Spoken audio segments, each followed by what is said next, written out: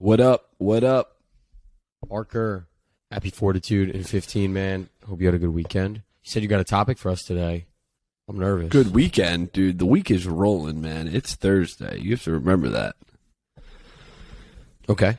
What's your topic for us today? So are you talking about last weekend or this weekend? That's what you're talking about.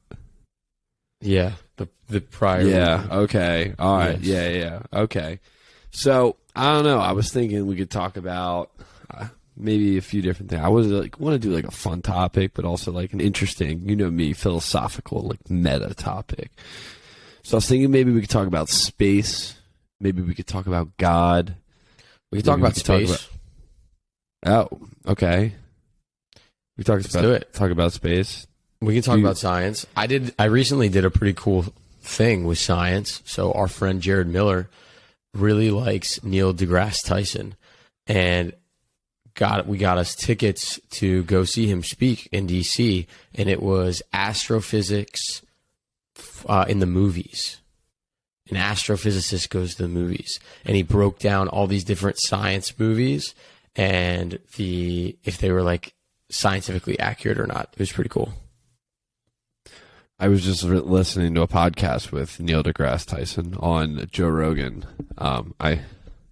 When I listen to Joe Rogan, it's usually with Neil deGrasse Tyson, or Paul Stamets. When Neil comes on, I like to listen but he's an interesting character, for sure.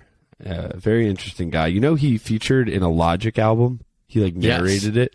Yes, and he was also in, I can't remember, some cartoon, like action hero cartoon, like Superman cartoon. Oh, yeah. Put him in there.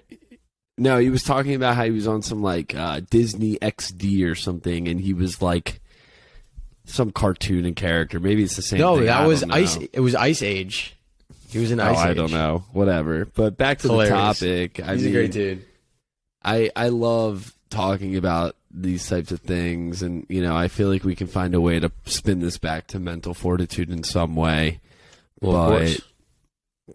Yeah, I mean, Neil deGrasse Tyson, you look at those pictures from the James Webb's telescope, and to be honest, I sit there and those pictures sometimes put me in awe almost.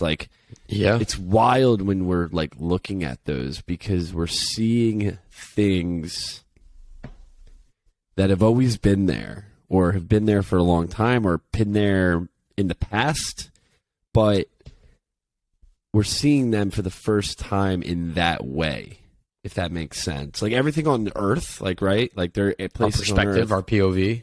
Yeah, most places on Earth have been places that you want to see have been pictures and video, high quality, but this is outside Earth, and they upgraded the telescope so much that these colors and these formations, it's just wild, to be honest. It really is. If you watch the Mars rover. The Mars rover, when it was driving on Mars, you're literally watching another planet right now. That messed me up a little Pretty bit. wild. It's pretty wild that we can send technology there and learn about it, but it also, right, everyone says it makes you feel so insignificant. I mean, does it make you feel insignificant? It does. Do you think...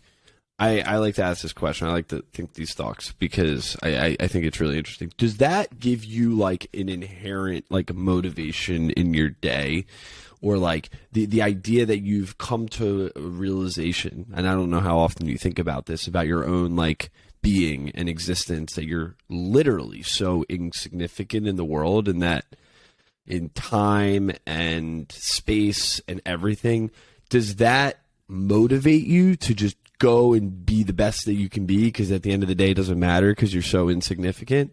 Or does that scare you in a sense? It doesn't motivate me to be the best I can be.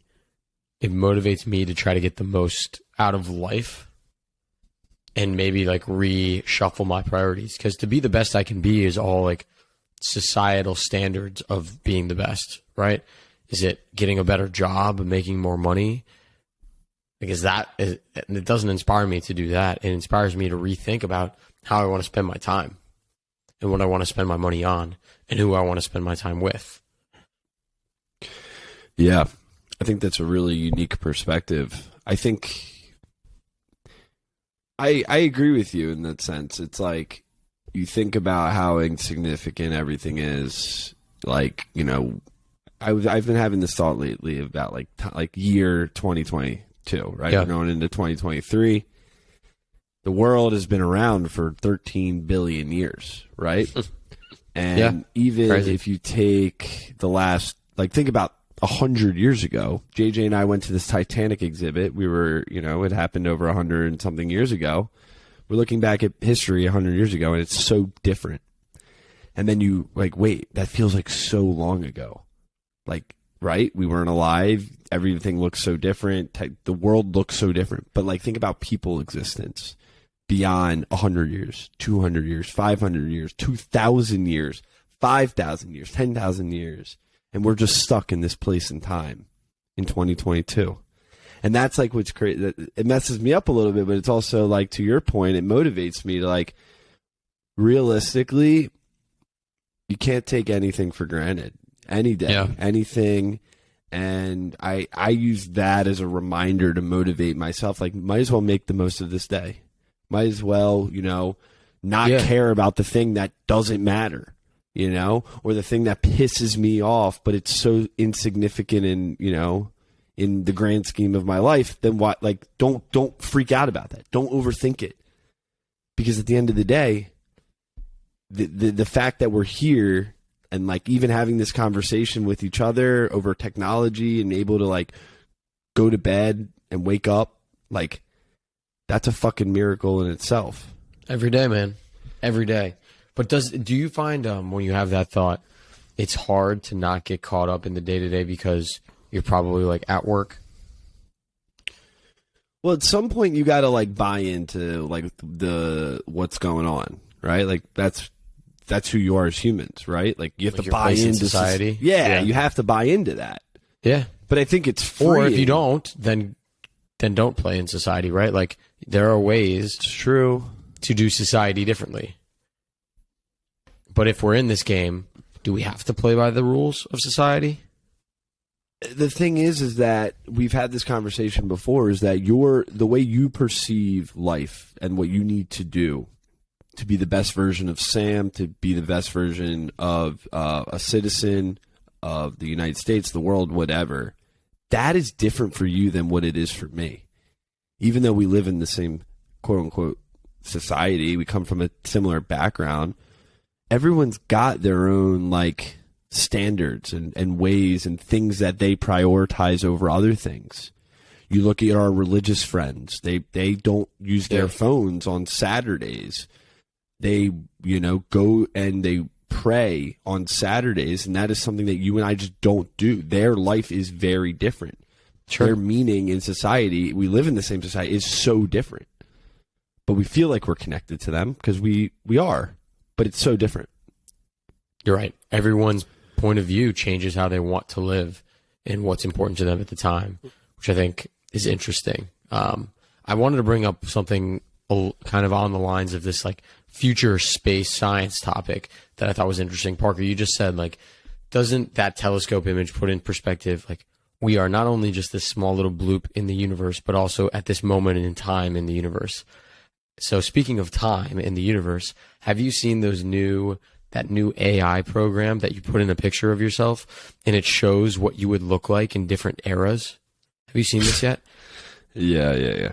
Alana Dunn just posted one. I just think it's crazy, right? That we have AI that can render a picture of what you would potentially have looked like, your genetics. It's like cartoony kind of, right? I know, yeah. It's obviously cartoony and it's like more artistic than not, but it is kind of crazy, right? Like, we have ancestors that go back to so many different eras, right? Like, Revolutionary era, the medieval times. Like, what is our era? Like, what is our era going to be? Dude. The COVID era? Is that what our era is going to be known for? Internet, bro. Internet era? Like, think about that. Like, think about, like, when we're born, like, and, like, the world that we live in, like, the luck that you have to live in where we are now. Like, the world is more technologically advanced than ever and ever before. Not saying it will be in the future, but I'm saying right now, compared to where we were in the past, You know, if you read, I know there's a lot of stuff in the media about how society is worse off, but there's a great book called Factfulness, hell of a read. And it actually talks about like some key things that describe that the world is better off right now than people make it seem. People are living longer. People are, child immortality rates are at an all-time low. Women have more access to, I guess, like pregnancy care and medication and being able to, contraception and people are living longer. And medicine, like, it's crazy to think about. But to your point, I thought about this the other day. It was like, to your point about going back into eras, like you come from someone who lived in like in that era. Year 220. And I think it's really crazy to think you do. Yeah, you're right. Like it's a fact. It's a known fact that you come from someone thousands of years ago. Yeah, it's crazy. And I was like, what is that person like? Does that person have the same like? Does he or she have that same like genetic makeup as me in some way? Probably. Do they have like certain urges or things that I have? But it's like 2000. Now you got me thinking. Like, have you ever played Assassin's Creed? I'm really on a tangent here.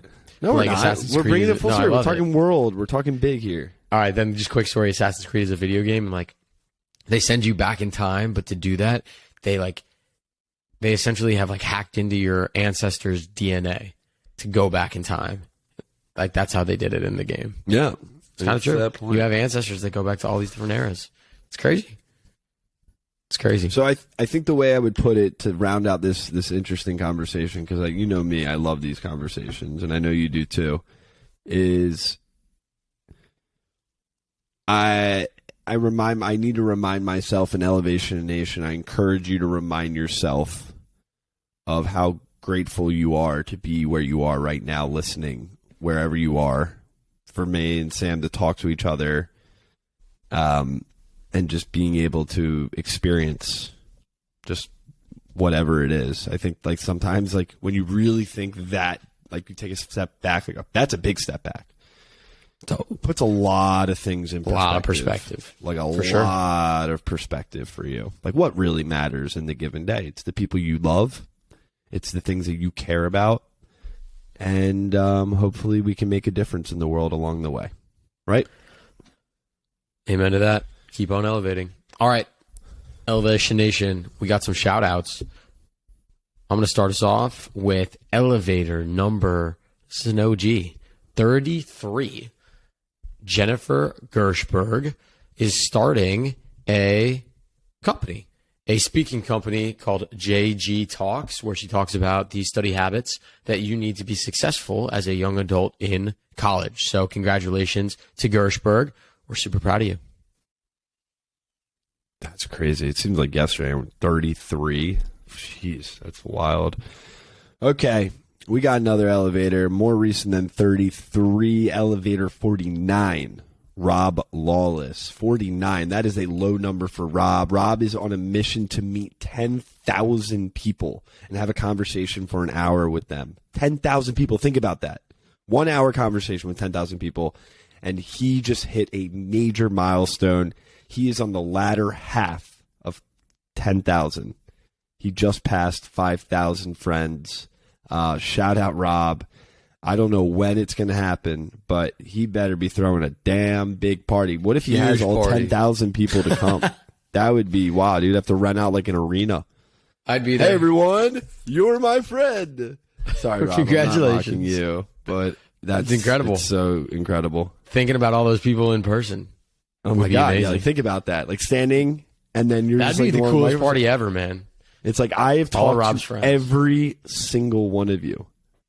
Wow, it's wild. That's impressive, 10,000 Rob. people. That's crazy. We're proud of you, brother. You've met 10,000 people in your life? No. Yes.